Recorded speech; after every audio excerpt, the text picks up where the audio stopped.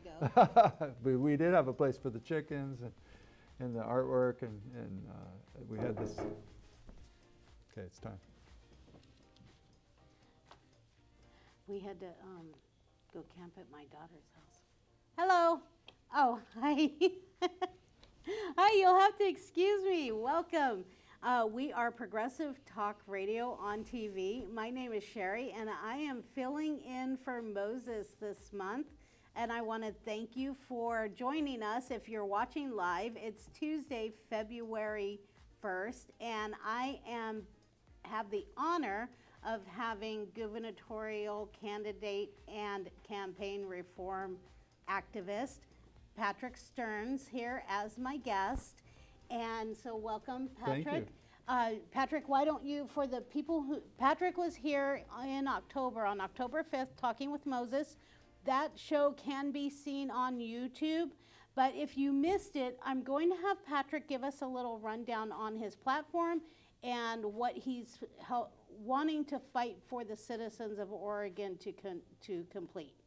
So why don't you give us a little introduction, sir? Okay, I grew up in the Umpqua River system. It's Douglas County, outside of Roseburg, in a small village called Looking Glass. And there, my father was a mill worker, and I learned a lot about the natural resource issues because it's a timber town. And I also, at the same time, fought for years to protect the old growth in the Umpqua National Forest and the Roseburg BLM Forest. You know, so I, as a cabinet maker and a woodworker, I feel like we can have both. That we can protect the old growth forests, which are great carbon storage units. You know, so. But then got elected in the early 2000s to the Douglas ESD board, and so I served for over 10 years, elected several times to school boards, including when I moved to the McKenzie River, which is east of Eugene, the McKenzie River School Board. So having that experience with on the ground in a community dealing with Salem made me want to run for governor back in 2018. Right. And now it continues to push me to deal with the problems we're having in Salem. As a rural Democrat, I think I have a lot more to offer than somebody that's been in the system for too long. Yeah. And so hopefully we'll get into those details. So we're the only candidate who's not accepting corporate money or PAC money, and we've set a limit of $1,000 per person for our campaign because we have to role model campaign finance reform in order to change it. Yes. So, yeah. Because you'll see that campaign finance reform is sort of the center of the web on almost any issue. It is. You know, so we'll get into those details. And I'm also the only candidate that's for a single payer health care in Oregon. I call it OHP for all. Since we already have a OHP for our young people and Yep. disabled people, we can expand it to all Oregonians. Which is fabulous. That's a good program. Yeah, and good. that thanks to when I was a Democrat in Douglas County, it was when Kitzhaber first got elected. I was there when he first got elected in '92. I did leave the party after Clinton passed NAFTA. I was really disappointed that the corporate Democrats had shipped a lot of jobs away. Plus it had a devastating effect on our neighbor Mexico too, and the environment. So I was disappointed, but now with Biden signing the XL pipeline, not good. Within his first week, but within his first 24 hours, that was pretty impressive, because that's fighting big corporate donors, you know. And also I'm looking forward to the effects that Bernie and others have had on making it get back to the working class people, and that's what I'll be as governor, is focusing on working kitchen table issues that affect all the working folks of Oregon. So what do you think is the most critical foundational issue that Oregonians are facing today? Well, it's campaign finance reform, because if we don't fix that, like in order to have universal health care, we have to get Big Pharma and Providence Insurance, all these special interest groups that don't want health care, universal health care in Oregon. We have to get them out. And that's my promise in the first 100 days, is that we'd set these limits, and that would allow our senators, our state senators and our state representatives to vote for the people rather than their special interest donors. Well, because you're setting yourself up as a role model for those senators and representatives to go back to Washington and says, this is what my state is doing, and we believe it works. Just like with, okay, so that's another question. With voting by mail, we are and have been a state that was pioneering voter by mail 20 years ago. Yeah. And other states are trying to adopt it. What are the chances? I mean, may sound like a huge question, but what are the chances that you are elected into office as governor of the state of Oregon, and you move forward with your plans to have OHP for all? Our senators and representatives go back to Washington and say, Oregon's doing it, why can't other states, since we do have states' rights, Oregon is doing this, why can't other states? And the federal government or the Republicans say, no, we don't want that. Yeah, well, that's one of the goals, indirect goal, is to be the shining beacon on the hill, if you will, to show folks that it can be done in Oregon to make healthcare for all Oregonians. After we get the big money out of politics, that's the crucial part that has to happen first. Otherwise, you're always going to have people delaying it or walking out like they did on the cap and trade. Yes. And then the Koch brothers paid for their hotel rooms in Idaho. I heard about that. So yeah, so as long as you have the big money influence, because what was shocking and disappointing when I ran in 2018, that Oregon is one of 5 states that have no limits whatsoever, like Mississippi. Yeah. So Yeah, we think of we think of as progressive Oregon, but maybe not so progressive do because you mean no limits on funding, on giving money? Like yeah, from no, there's no corporations and sky's stuff? the limit. Yeah. Oh. Yeah, Phil Knight can donate as much as he'd like, and Melinda Gates can donate as much as they would like. So you can have billionaire money, you can have corporate money, and you can even have PAC monies, you know, from developers or Monsanto or fossil fuel industry. There's just no limits whatsoever in Oregon, and that's a huge eye-opener for a lot of Oregonians. Wow, yeah, I had no idea. Yeah, we're And one of I've 5 been states. involved in the political thing, and I didn't know that. Well, and so Wow. that explains why so many issues get delayed, or they just keep getting postponed, because you know your chair of your healthcare committee in Salem gets the largest donations from Big Pharma, and then all the members of the committee, regardless of party, they all get big donations for their campaigns. So it's called soft corruption, and it's through and through. So what we have to have first is the systemic change. So we're changing, regardless of the party, we're going to change the way Salem operates. And that's what we're doing with our grassroots campaign for governor, is role modeling it and surprising people of how popular it is. Because you remember in the Measure 107, which finally amended the Constitution, because we've been trying to change campaign finance reform for years. You know, we've voted for limits and they got thrown out. So now we finally amended the Constitution last November 2020 with 78% of the vote.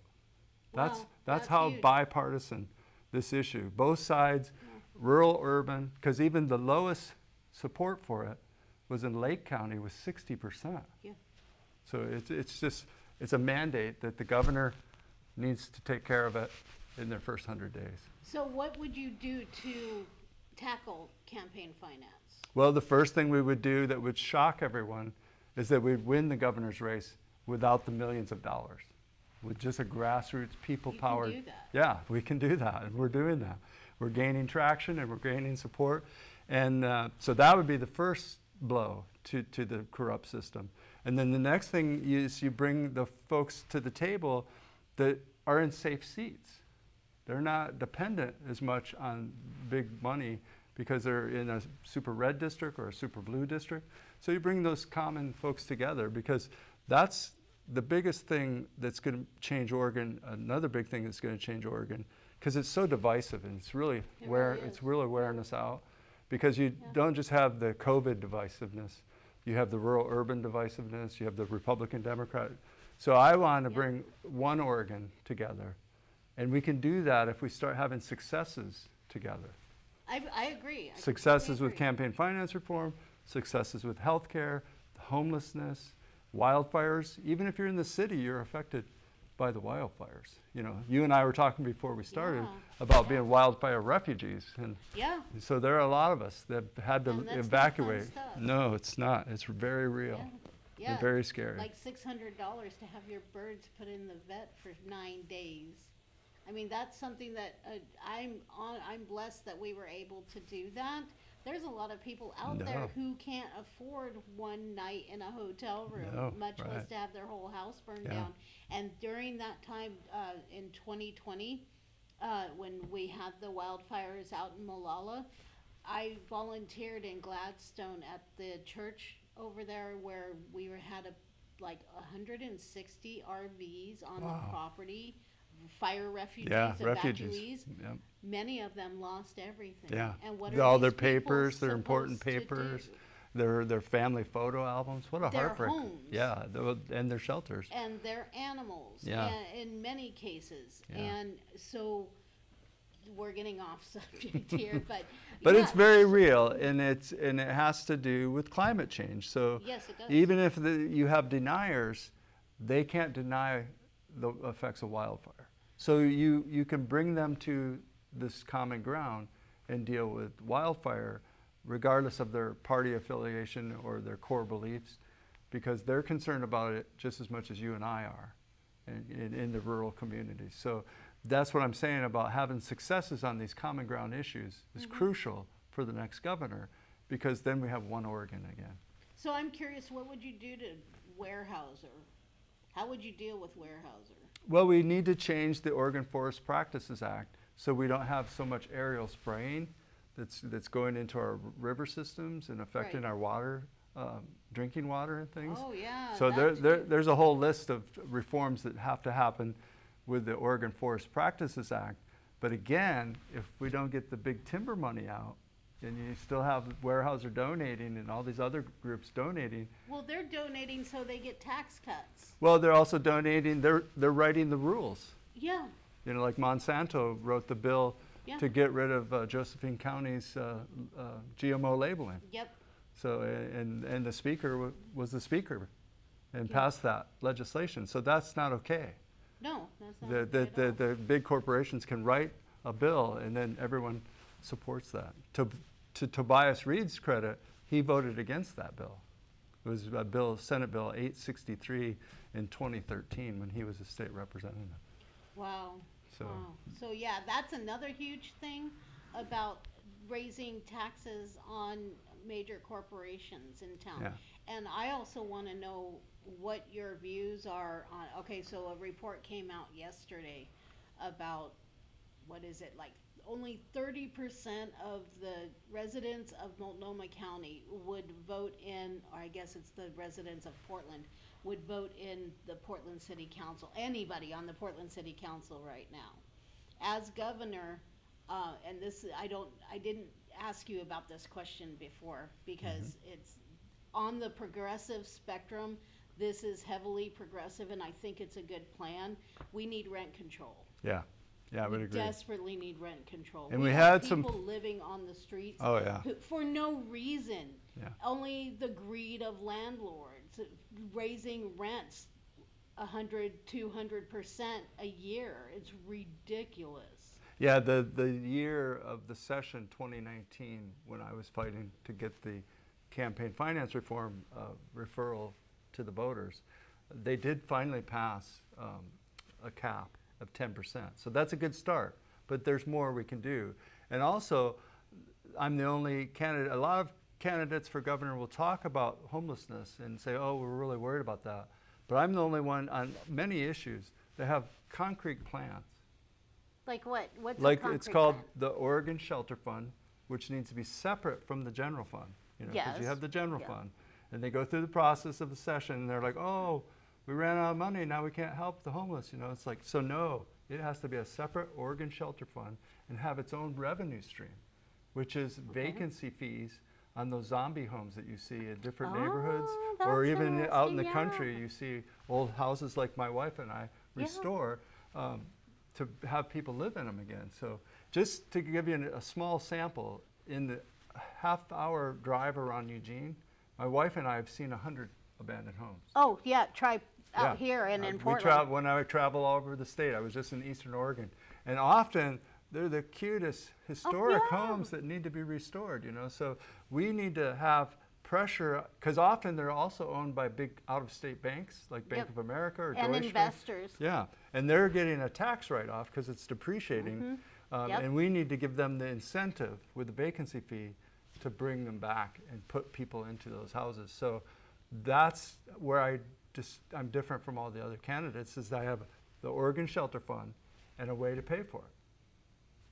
And that's right. Well, it's refreshing, yeah. Yeah, it is very well. Metro passed a tax a couple years ago that was supposed to be for building low income housing. Yeah. I think it was Measure 102, right? I believe so. Yes. Yeah, in 2018. And it passed. Yeah. And so where are we? Well, what it does is, like my idea would do, it would partner with federal funds, like if we have more money coming from the infrastructure bill to build houses. Oh, yeah. But it would also partner, like here you're in Clackamas County, it would partner with the county, and it would partner if it was in the city of Oregon City. So the state would be a substantial partner where we haven't been in the past. Right.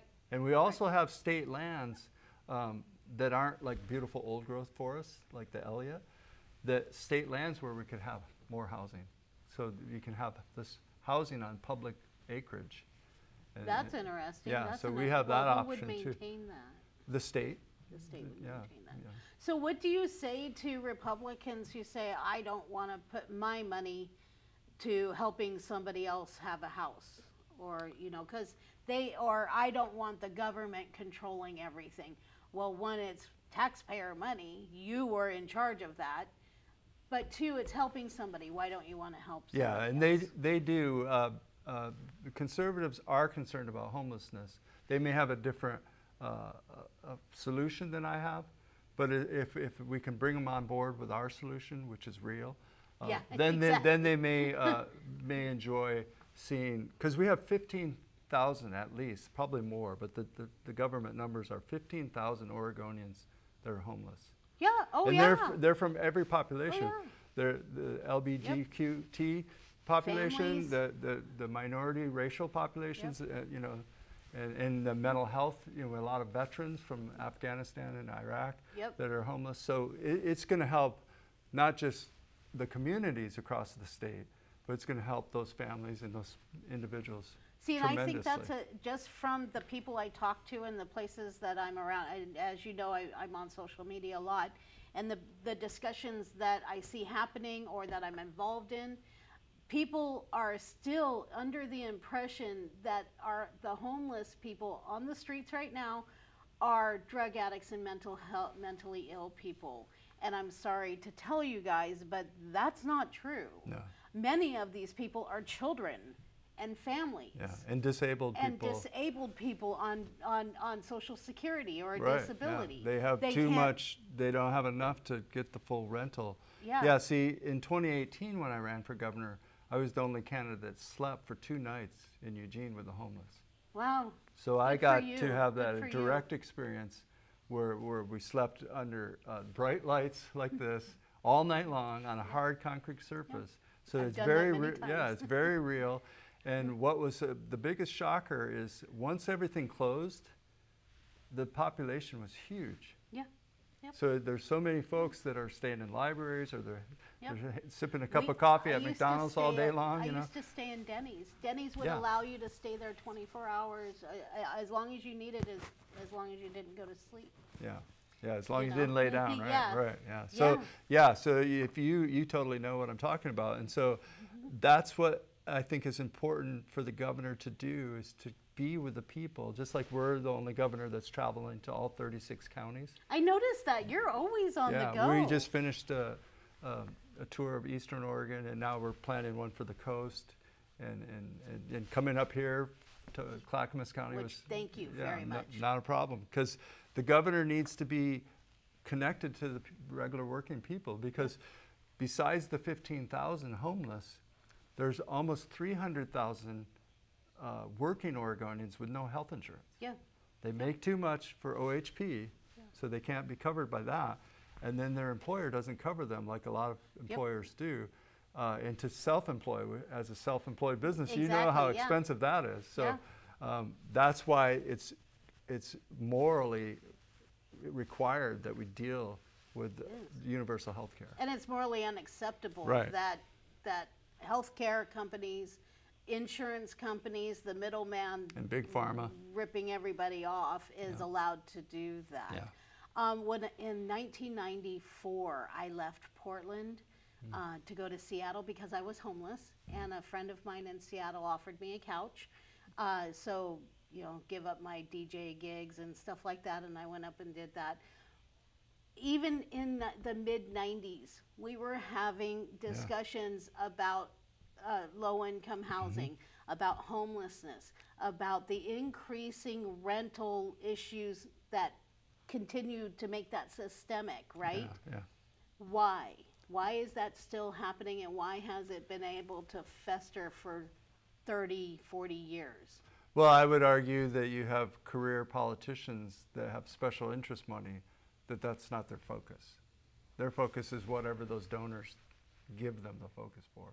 But I would also, to be fair, the Northwest, you know, Oregon and Washington State, we have these huge population growth rates that, you know, people are moving from the Rust Belt and they're moving from the East Coast because it's so wonderful here, right? Right. So, I mean, here's a number that's shocking is it's 10%, which that's why we have another congressional district, right?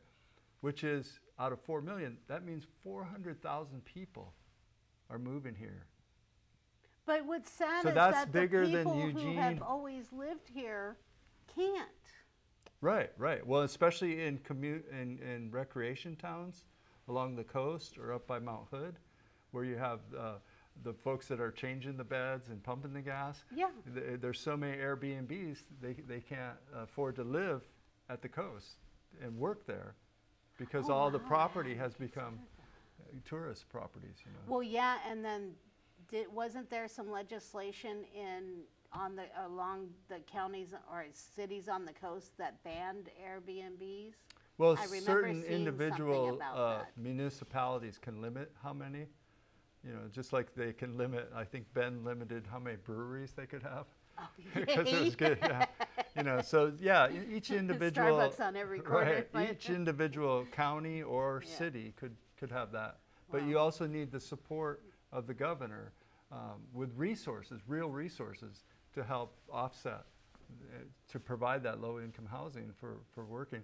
And the other big thing about housing and shelter is we also want to see a move to home ownership.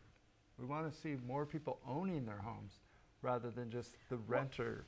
That's another question. Yeah. Do you know homes have increased in prices exponentially, and it's not slowing down? Over the past like 10, 15 years, they're up like 10, 15% or something Yeah, like it's that. crazy. I don't have the actual numbers Our here. projects that but we've worked on just were crazy how So it went from. what is going to change that? Because that's a vicious circle. It's going round and round. Well, right. Back to what I was saying before, one of the pressures is the constant influx of new people. So that increases the scarcity. But also, if we have all these vacant places, they need to be fixed up. Oh, so there you go. Yeah, yes. that'll bring more into the market. You know, because economics, the first chapter in Economics 101 is scarcity. It is. So that's true. Know, and what's heartbreaking growing up, you know, we're the timber capital of the world. Yes. And we can't house people. I know. So that's not okay. Some would argue that has to do with the regulations and restrictions on how much timber can be cut.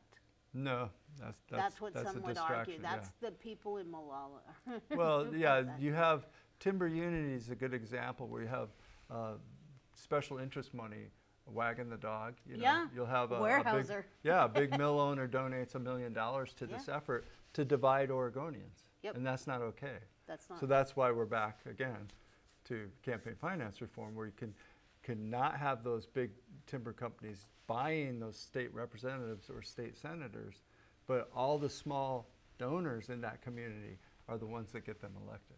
And even if they are mill workers or forest owners. That's okay, but they're small donors Yeah. rather than like, millions of dollars coming from out of state.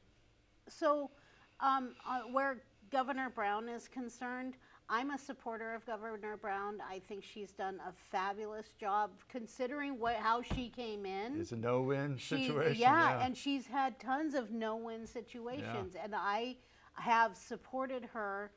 When she first came in, within the first year, our ranking came up 12 points. Mm-hmm. Huge. That was huge. And people were saying, oh, we're last on the list. No, actually, Mississippi is. Right. At Alabama, we are 24 now.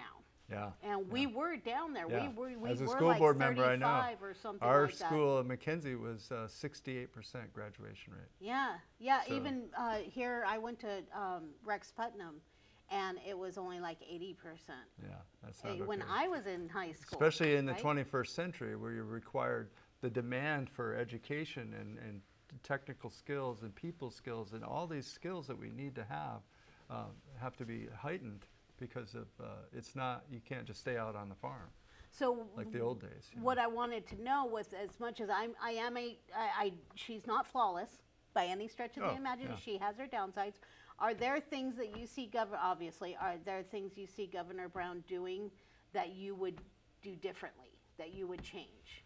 Well, to go back to the things I totally applaud her for, was when we made the deal in 2018 to get the constitutional amendment. Yes.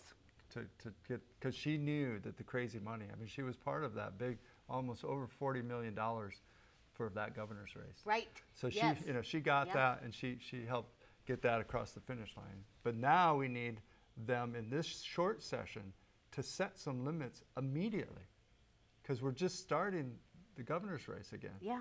And if they end this session in February, setting those limits right now, that'll be a game changer. So what should the limit be set to? Well, I mean, they can argue, the legislature can argue about it. I have my own personal, there are 10 states that have a $1,000 limit, like Kentucky. And that's if 10 states have that, we could do that.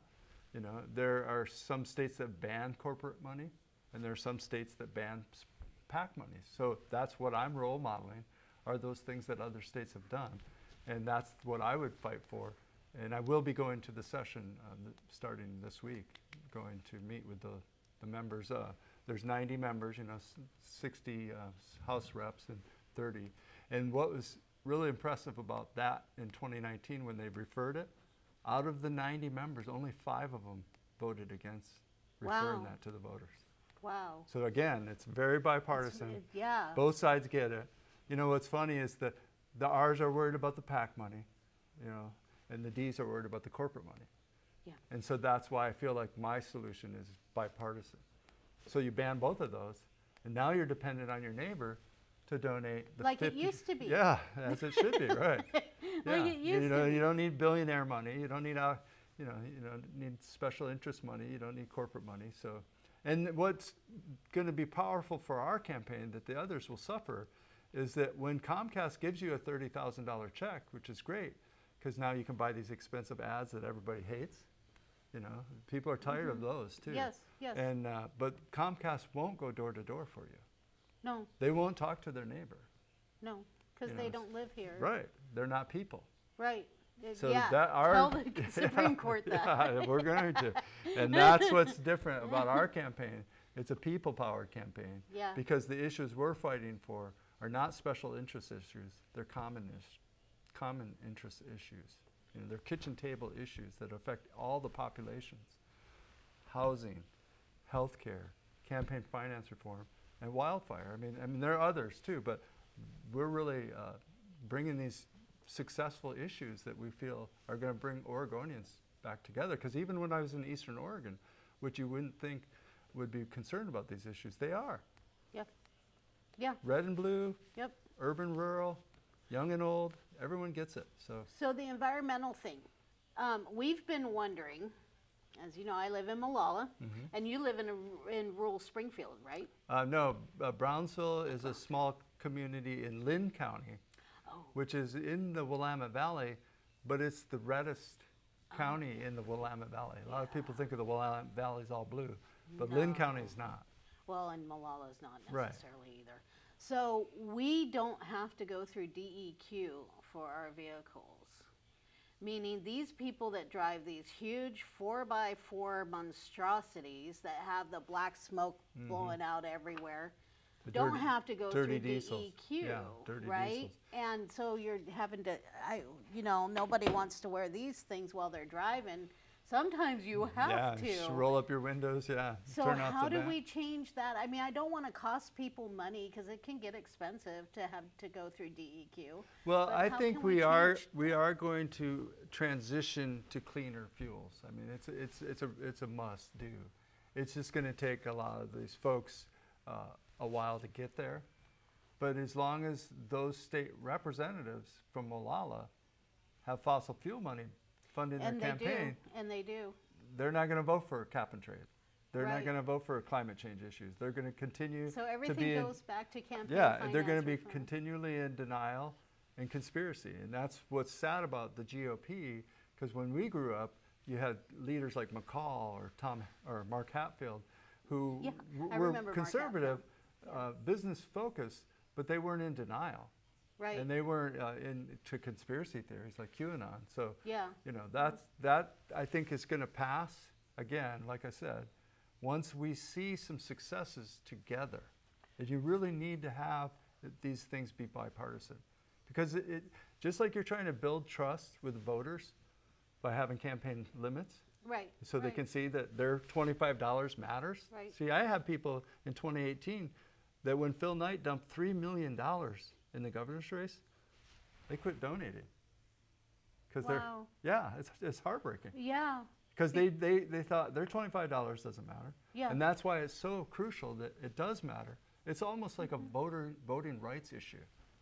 It Because is. you're voting with your dollars, and those dollars matter because every small donation matters, And so when because this topic of the show is what would progressive Oregon look like?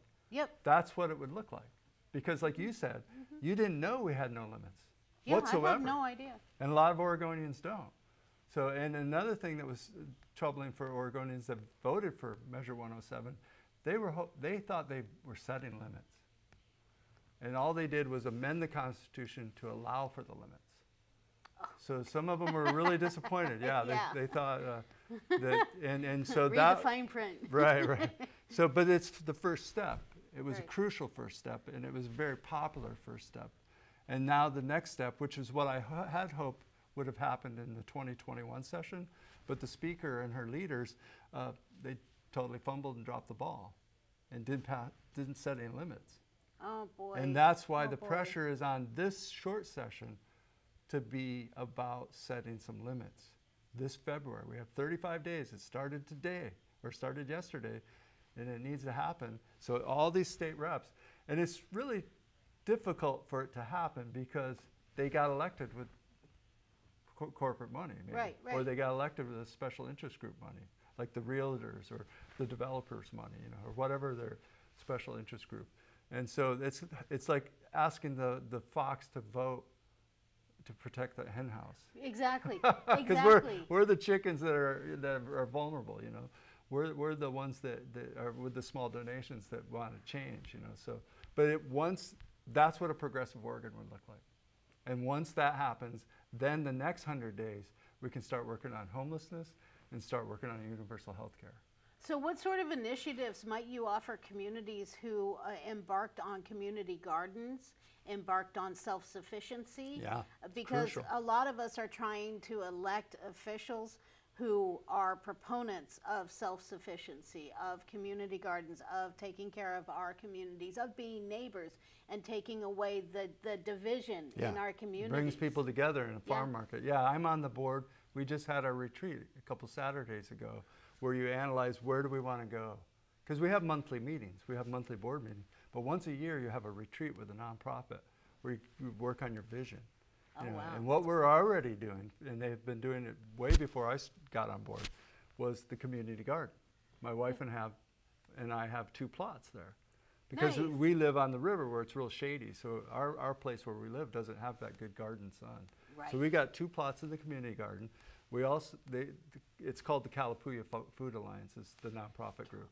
Okay, And this is on we, YouTube. So yeah, so we Go back also and look at it. provide the farm market in Brownsville, the little community. It's like Mayberry, you know, it's a little town.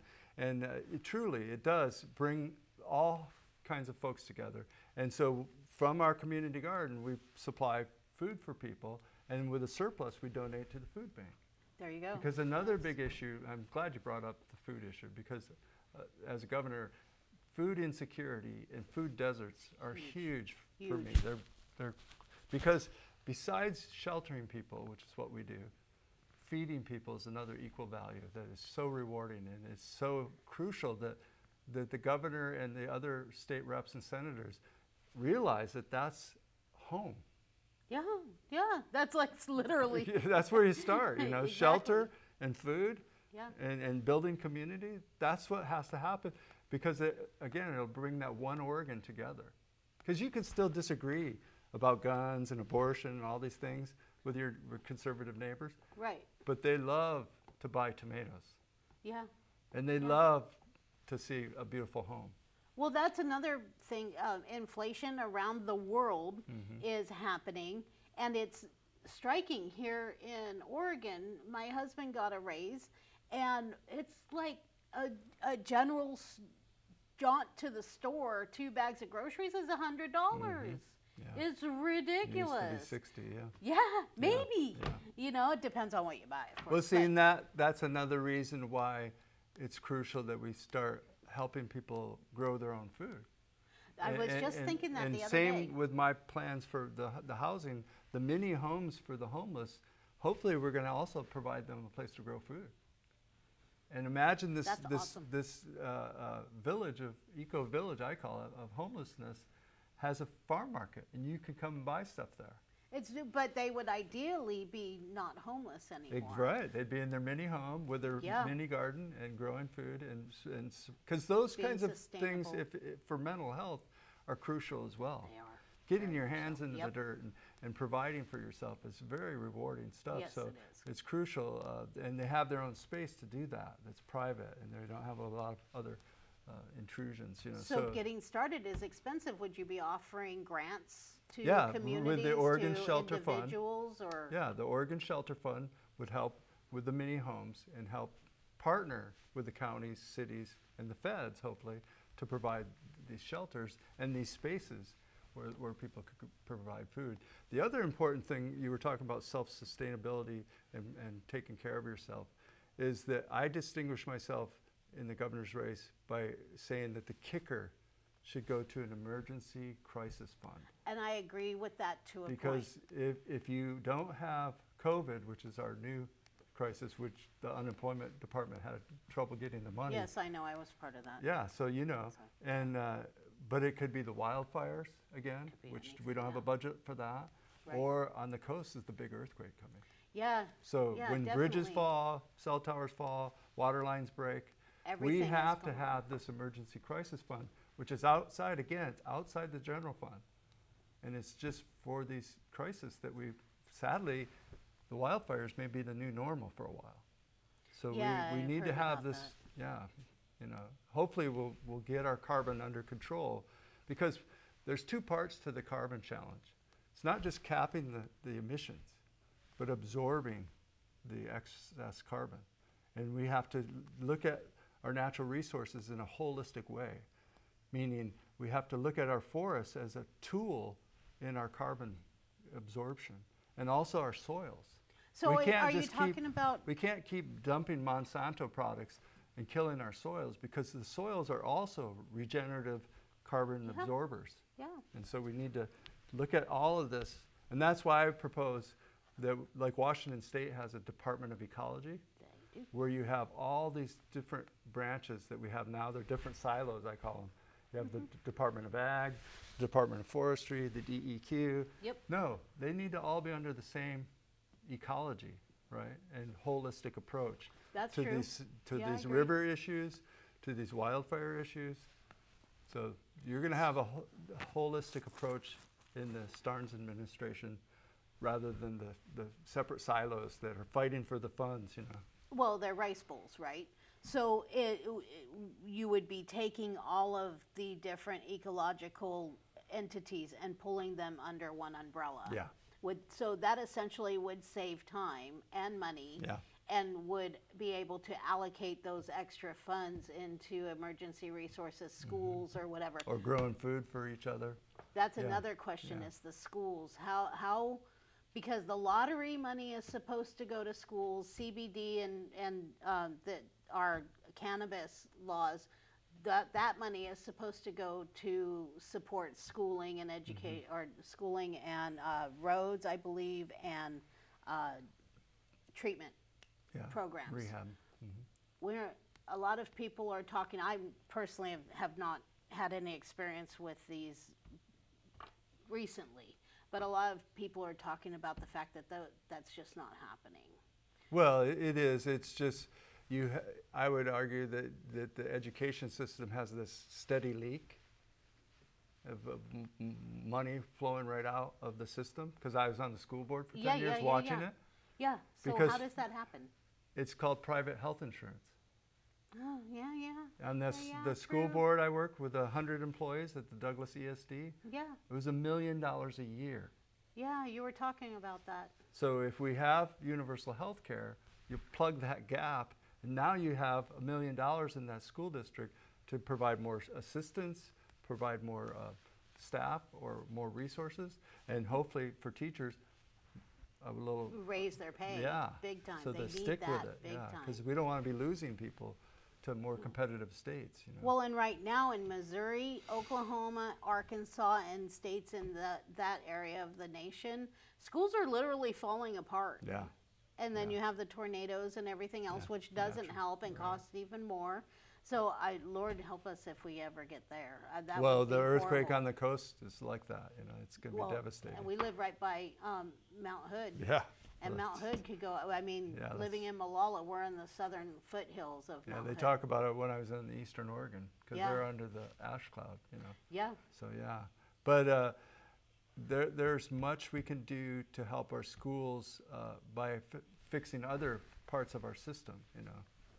And that's why the universal health care is crucial, not just for schools in the public sector, but imagine a business person, now they can provide a better pension, because like let's take Bimart. Let's say Bimart has 100 employees. They're required to provide health care. Yeah. Now they don't have to. Yep, exactly. So now they have $1 million a year that they can put into a PERS for all program that I'm proposing. Yeah, I know about that. I heard about that. So now you have, and what's crucial That's about a good idea. By the way. Thank you. What's crucial about these proposals is that they're transferable. Yeah, you were so saying So if you go from your private sector job to becoming a teaching assistant, which I've done for years, it's really rewarding work. It follows you, and then if I go back to school to improve myself, I'm still covered under OHP. So I don't have to worry and make these choices about, well, I can't leave this job I hate. We all know people that have that job. And you have to stay there because it's all I got. So. We need to lift all boats with these programs. So I have a couple of questions. I wanted to say thank you to everybody for watching tonight. You should be calling. We're at Willamette Falls Media Center here in Oregon City on Jackson. Willamette Falls Media Center offers spaces like this. This is Studio A. They have a voiceover and podcasting suite. They have Studio B. They have a kitchen. They have a commercial kitchen here that you can make a cooking show, do whatever you want. Just call them. They are open weekdays from 10. I believe they open at 10. And you can look them up at Willamette Falls Media Studio, or WillametteFallsMedia.org, I believe, something like that. Hey, Marv, thank you. So it's Willamette Falls Community Media Center, and I'm trying to remember the website. It's WFMCstudios.org. Thank you. It's great. It's been a while since I've been down here. I apologize. I have 2 questions for you. Before you get into it, I just want to compliment this community on having this media center. Oh, it's wonderful. And I also want to challenge the other governor candidates to come here and let's have a debate. Tobias Tina and I, the three of us could be here, because a lot of people dropped or were disqualified or went for a different office. Like Casey Kula is now running for the Bureau of Labor. And sadly, Christoph was disqualified. So the three of us could be right here in this great community center, taking questions from the phones or from the moderator. Yeah, we could talk to Moses about that too. Yeah, I think Moses that would this is a actually great be the location. It's organizer not for part of the corporate media, Right. so they're not. Well, sort of. Well. So my two questions last for you are STEM. So I'm a super supporter of STEM in schools, and the bridge going to Vancouver from Portland that's been batted around for a decade. I'm in the no more freeway category. Okay. I think we should do more with our existing transit. I was just up Columbia River. Columbia River, is Caboose and all that. More than 70% of them commute. Yes. And they don't have a MAX train. No. So MAX should be going out there. And MAX should be free, fast, and frequent. It used to be fast. Yeah, and frequent. I'm saying more frequent. So, but those take resources. Yeah. And that's why we have to do amendment again to the Constitution, because our gas tax back when Oregon, this is cool history. 1919, we were the first to have a gas tax. Okay. In the whole country. Okay. I don't know why that's cool. Well, because it was a way for us to improve our roads. Because cars were brand new in 1919. You got to remember, there were barely any roads. Yeah. And Standard Oil hated that idea.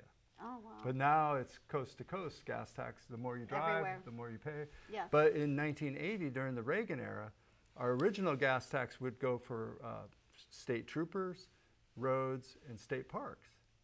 But the road lobby, the freeway builders that were combating, they wanted it only to go for road building. So that's why our gas tax is so restricted, and we need to change that so we can use it for other uses, including mass transit.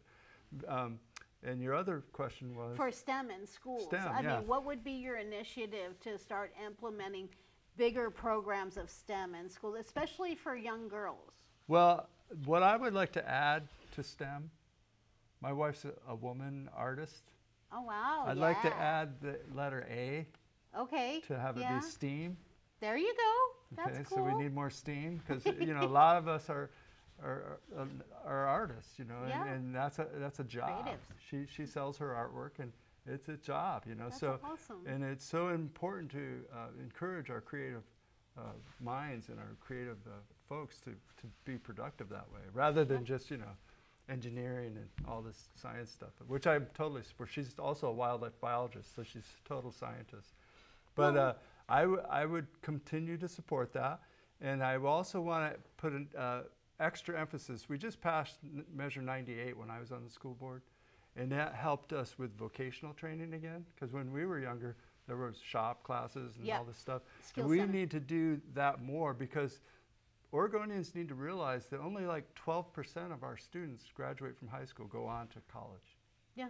So there's 80% of us that need to have skills, Right. Be it high-tech skills or labor skills like construction workers, or even the health career skills.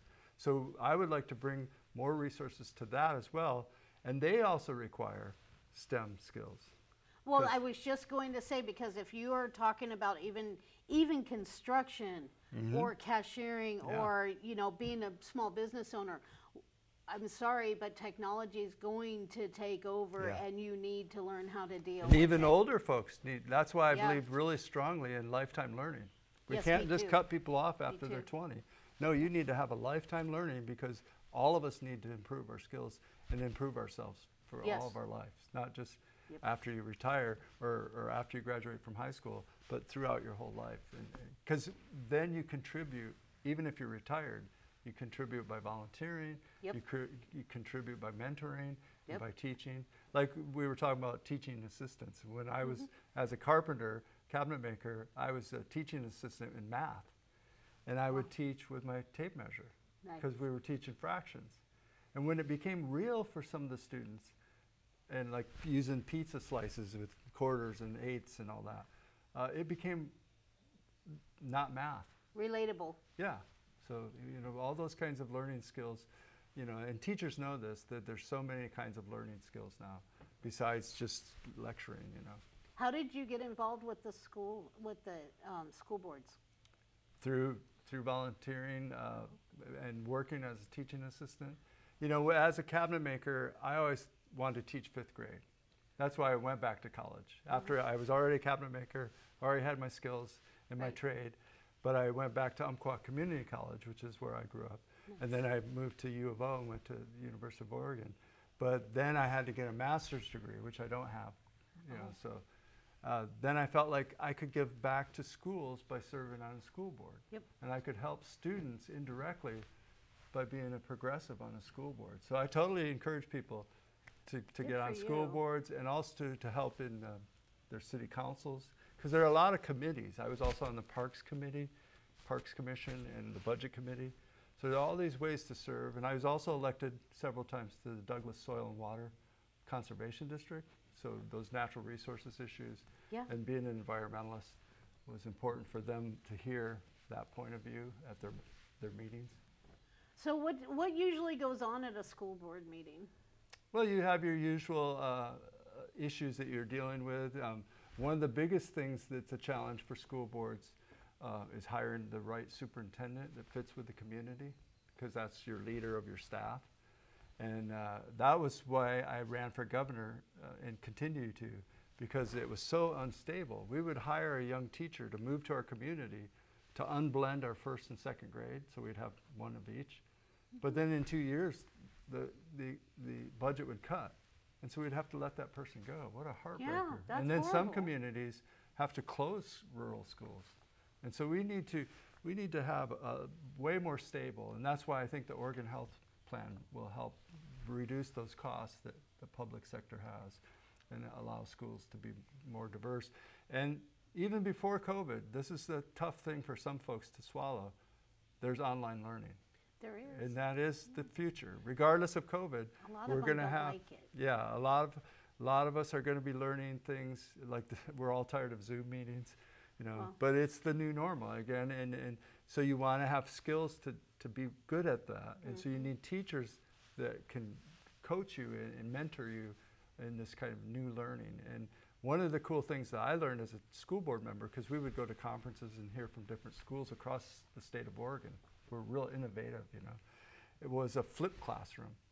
And a flipped classroom is where you take the lecture home with you on your electronic device from, let's say, your history teacher in high school. And you can watch the lecture. And when you come to the classroom with the other schoolmates, the teacher is more of a coach, because then you're doing your homework. That's how we did online school and college. Yeah. So you're doing your homework in the classroom together, problem solving. But you can pause your lecture and you can rewind it. So there's all these innovative ways of learning. Yeah. And the other thing I think that's neat is to let a student go online and explore all these, like the wiki hole. You started over here and then you ended up way over here. You had no idea. But the teachers can trace that to follow their interests. They can do it now. Yeah, We do buyer personas tracing, where somebody came to your website, the pages that they view and where they dropped and where they follow you online. Yeah. We they can have tell systems a lot to of do different it. things. So then you know what the student's interested in. Yep. So if you're trying to well, teach, that's the point of it. Right. You're trying to teach something they're not interested in, like math. Right. Because they're maybe into history and all this cool stuff. But you can bring that into a way, now that you've followed their path, how you can incorporate. Yeah, it's really exciting. So there is going to be less brick and mortar and a lot more at home things, even after the COVID situation passes. So it's a transformation in America and Oregon economy. What else is exciting are Zoom towns. I don't know if you're aware of Zoom towns. Like one of the highest rated Zoom towns in all. Zoom towns are where really wealthy workers in the economy choose where they work at home because they work online. That's what I do. Yeah. And so I can live anywhere in the world and do my work. So Joseph, as long as I have internet. Far northeastern Oregon is the #1 Zoom town in Oregon.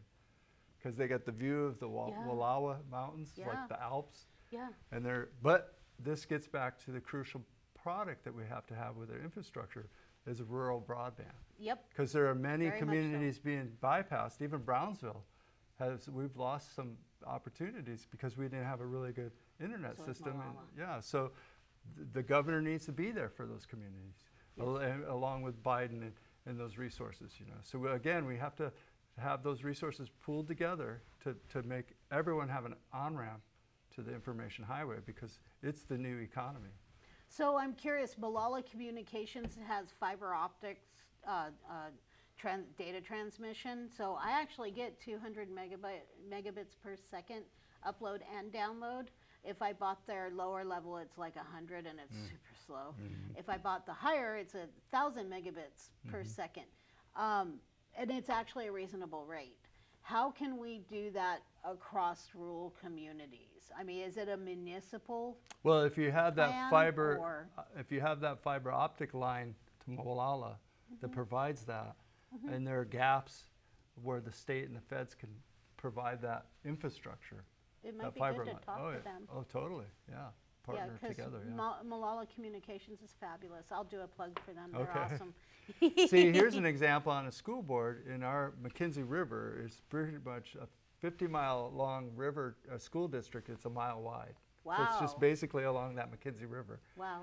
But it was our internet, our broadband was so bad that the classes, when they did those online tests, they had to take turns. Yeah. Okay, yeah, now some of them third do. grade and fourth grade can come in, and now so it would take forever. Where in Right. Portland, everybody just took the test. Well, see, and that's another question I have, because what we did find out during COVID, because my background in college is information technology, so Good. I have computer experience from like Way the back, mid '90s, right? Commodore All the way up. 64. Well, actually, mine was a first. It was almost like an HP, compact. It was Yeah. a compact gateway.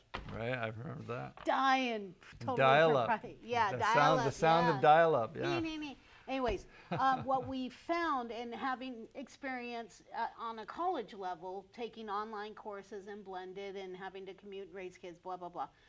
Kids don't like, not all, some thrived, but a good portion of the kids did not like the online learning environment, and they had issues. And a lot of people I was listening to stated that lack of social time with other kids was a huge factor. Yeah. How would we, because it's going to come, I mean, that's just going to happen.